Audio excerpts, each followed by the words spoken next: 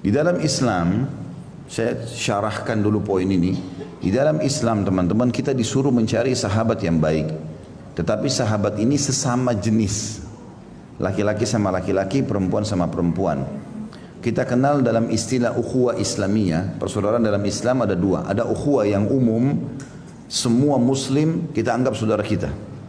Itu bagian daripada perintah Allah SWT. Dalam surah Hujurat Allah mengatakan fa'aslihu baina akhawaikum. Perbaiki diantara persaudaraan kalian secara umum. Ya, yang kedua adalah persaudaraan secara khusus. Ini yang kita cari sahabat. Dan Nabi SAW menunjuk para sahabatnya, kamu bersahabat sama kamu, kamu bersahabat sama kamu, ditunjuk oleh Nabi SAW.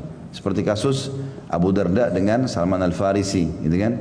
Abdurrahman ibn Auf dengan Sa'ad ibn Ubadah radhiyallahu anhu ajma'in. Jadi memang dipersaudarakan seperti itu ya.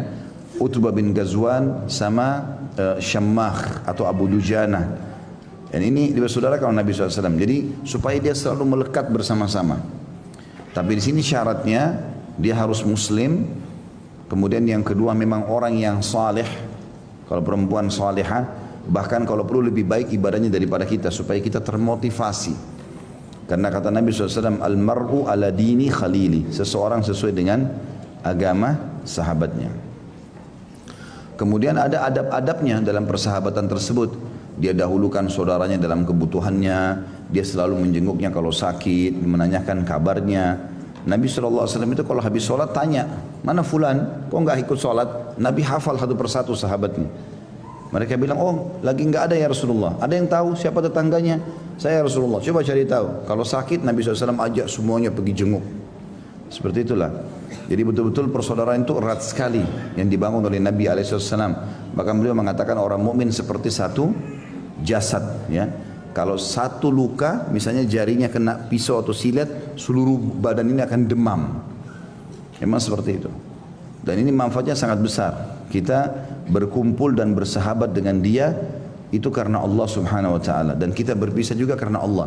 Kalau sampai sahabat kita itu sudah jauh dari Allah, kita nasihatin dia nggak mau dengar, ya sudah kita tinggalkan karena Allah. Ya.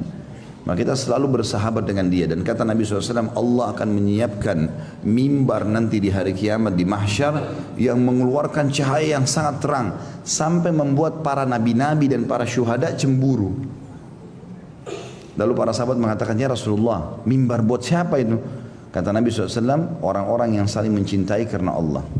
Nabi-nabi dan para syuhada pun cemburu dengan mereka. Jadi maksudnya dikasih mimbar yang bercahaya agar orang-orang pada lihat.